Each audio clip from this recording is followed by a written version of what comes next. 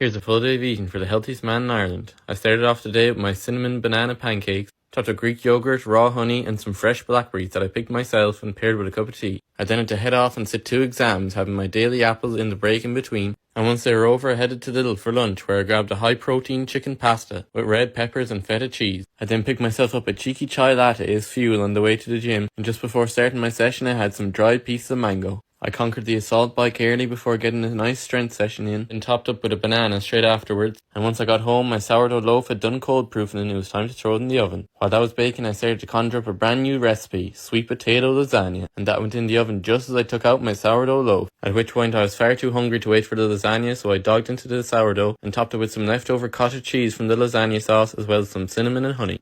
Exquisite. When I got back to the house a while later it was time to take out the lasagna, and this went down an absolute treat. I demolished some lasagna before completing a boxing session on the heavy bag. Then I had this vitamin drink and headed off to evening mass. After mass we went to the shop where I had a plum on the way home, as well as this funny mango shot that kind of burned my throat, and then finish off the day with some more of my fresh baked sourdough with eggs, ham, butter and cheese. I topped it all with salt as I watched the Champions League final, and that was everything I ate today.